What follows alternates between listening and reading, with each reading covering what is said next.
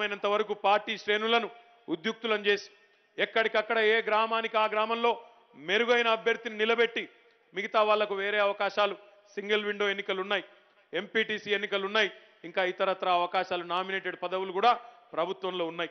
కాబట్టి ఎక్కడికక్కడ నియోజకవర్గ ఇన్ఛార్జీలు, పార్టీ సెక్రటరీలు, పార్టీ ప్రధాన కార్యదర్శులు, శాసనసభ్యులు, శాసన మండలి సభ్యులు, గౌరవ పార్లమెంట్ సభ్యులు అందరం కూడా కలిసికట్టుగా రాబోయే 7 మాసాలు పనిచేయవలసిన అవసరం ఉన్నది.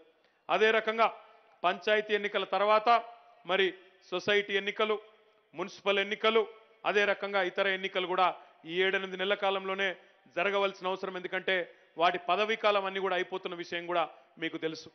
ఈరోజు మీ అందరికి కూడా ఒక విషయం నేను గుర్తు చేస్తా ఉన్నా. మొన్న గ్రామాల్లో ఎవరెవరు పనిచేసినారు, ఎవరు ఎంత సమర్థవంతంగా పనిచేసినారు అనే సంపూర్ణమైన సమాచారం ఈరోజు పార్టీ నాయకత్వం దగ్గర ఉన్నది. నియోజకవర్గాల నాయకుల దగ్గర, మండల నాయకుల దగ్గర సంపూర్ణమైన సమాచారం, సంపూర్ణమైన అవగాహన మనకు ఉన్నది.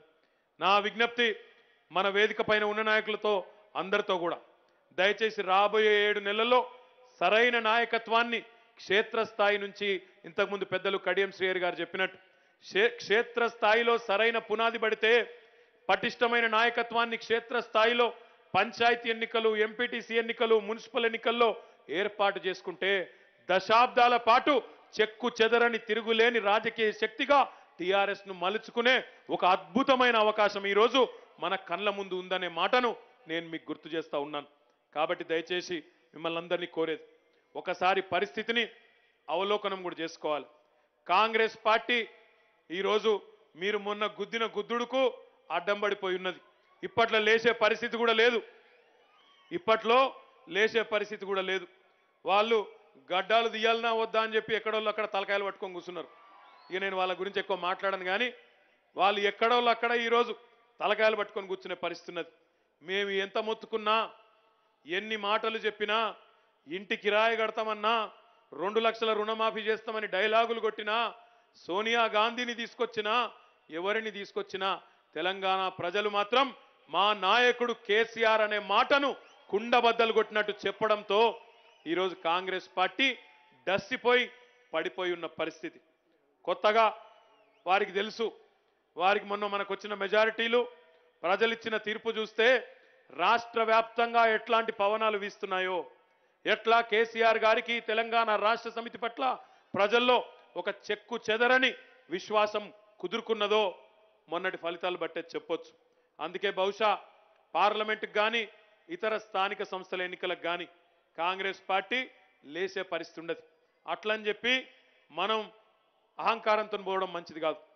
మనం తప్పకుండా అన్ని రకాలుగా ఎక్కడికక్కడ పూర్తిగా అవలోకనం చేసుకొని, ఉదాహరణకు నేను సిరిసిల్లాలో చేసిన ఒక చిన్న కార్యక్రమం. మేమేం చేసినామంటే సిరిసిల్లాలో ప్రతి బూతు, సిరిసిల్లాలో మొత్తం 270 పైచిలకు బూతులు ఉన్నాయి. ప్రతి బూత్లో 2014 శాసనసభ ఎన్నికల్లో ఆనాడు మనకు వచ్చిన ఓట్ల సంఖ్యను తీసుకున్నాం. పోలింగ్ ఎంత అయింది, మొత్తం పోలైన ఓట్లలో టీఆర్ఎస్ పార్టీకి ఎన్నొచ్చినాయి, ఏ బూత్లో ప్రత్యర్థులకు ఎన్నొచ్చినాయి, మొత్తం లెక్కలు తీసుకున్నాం. 2018 ఎన్నికల్లో ఏం చేసినామంటే మొన్న గ్రామం బై గ్రామం కూర్చొని బూత్ బై బూత్ కమిటీతో, గ్రామ కమిటీతో కూర్చొని 2014 ఎన్నికల్లో మనకు వచ్చిన ఓట్ల శాతాన్ని, ఓట్ల సంఖ్యను వారి చేతుల్లో పెట్టి 2018కి కూడా దిశానిర్దేశం చేసుకున్నాం, టార్గెట్ పెట్టుకున్నాం. ఉదాహరణకు మీ దగ్గర ఇక్కడ దేవరుప్పుల మండలంలో ఏదైనా ఒక ఊరు, ఒక గూడూరు అనే ఊరు ఉందనుకోండి. ఆ గూడూరు అనే ఊళ్ళో ఒక 1000 ఓట్లుంటే 2014 ఎన్నికల్లో 1000 ఓట్లకు గాను 800 ఓట్లు పోలైతే అందులో టీఆర్ఎస్ పార్టీకి 500 ఓట్లు వచ్చినాయి అనుకుందాం. ఈసారి లక్ష్యం ఎట్లా పెట్టుకున్నామంటే 1000 ఓట్లుంటే ఈసారి ఖచ్చితంగా 900 ఓట్లు పోలింగ్ కావాలి, పోలింగ్ శాతం పెరగాలి, 80% నుంచి 90% పెరగాలి. ఆనాడు 500 ఓట్లు వస్తే ఈసారి 750 ఓట్లు రావాలని చెప్పి లక్ష్యం పెట్టుకొని ఒకటే అనుకున్నాం. ఆ గ్రామ నాయకులు, ఆ గ్రామానికి సంబంధించిన ముఖ్యమైన నాయకులు ఎవరైతే ఉంటారో, గ్రామ కమిటీ కానీ అప్పుడప్పుడు జెడ్పీటీసీ, ఎంపీపీ కూడా ఒక ఊరికి సంబంధించిన వాళ్ళే ఉంటారు. వాళ్ళకు కూడా చెప్పినాం, ఎంత పెద్ద నాయకుడైనా, పార్టీ రాష్ట్ర కమిటీలో ఉన్న నాయకుడైనా ఆ ఊరు దాటి బయటికి పోవద్దు, అక్కడనే ఉండాలి. అదే ఊళ్ళో ఉండాలి, ఓటింగ్ శాతం పెంచాలి, మనకొచ్చే ఓట్ల శాతం పెంచాలి.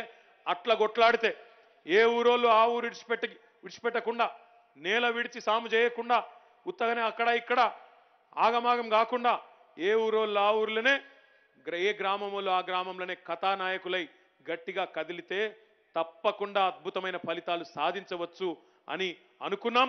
అనుకున్నట్టే నేను కూడా మొట్టమొదటిసారిగా నా రాజకీయ జీవితంలో మొన్న కొట్లాడింది 4వ ఎన్నిక. నా 3 ఎన్నికల్లో వచ్చిన మెజారిటీ కంటే మొన్న అత్యధిక మెజారిటీతో 89,000 ఓట్ల మెజారిటీ వచ్చింది అంటే దానికి కారణం మా సిరిసిల్ల కార్యకర్తలనే మాట ఈ సందర్భంగా నేను మీకు విజ్ఞప్తి చేస్తా ఉన్నా.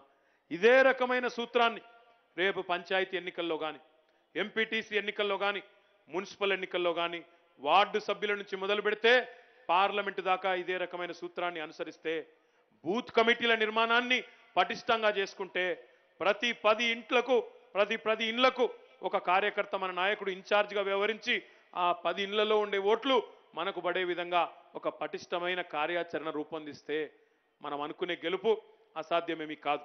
ఎందుకంటే ప్రజలు మనకు సానుకూలంగా ఉన్నారు, ప్రజలు మన పట్ల సుముఖంగా ఉన్నారు, కేసీఆర్ నాయకత్వాన్ని కోరుకుంటా ఉన్నారు.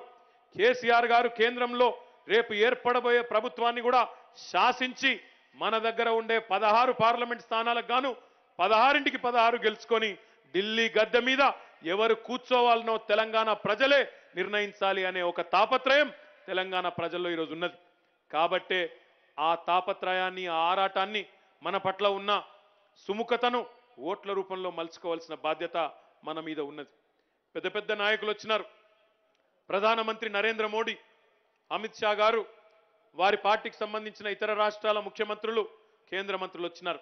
మనం ముందే చెప్పినాం, 100 పైచిలుకు స్థానాల్లో భారతీయ జనతా పార్టీ డిపాజిట్లు గల్లంతైతే అని చెప్పినాం. చెప్పినట్టుగానే 100 కాదు 103 స్థానాల్లో తెలంగాణ ప్రజలు భారతీయ జనతా పార్టీ డిపాజిట్లు గల్లంతు చేసినారనే మాట ఈ సందర్భంగా నేను మీకు గుర్తు చేస్తా ఉన్నా. ఈ మాట ఎందుకు చెప్తా ఉన్నా అంటే, జాతీయ పార్టీలుగా చెప్పుకునే బీజేపీ కానీ, కాంగ్రెస్ కానీ తెలంగాణ ప్రజలు ఈరోజు వాటి వైపు చూడడం లేదు. తెలంగాణ ప్రజలు ఈరోజు ఎవరి దిక్కన చూస్తున్నారా అంటే మన దిక్కే చూస్తా ఉన్నారు.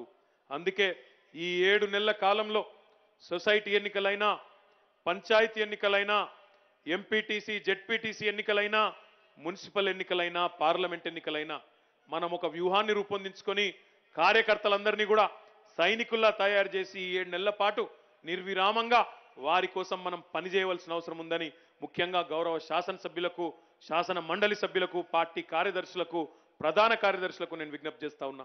అదే రకంగా ఈ 7 నెలల తర్వాత అక్కడితో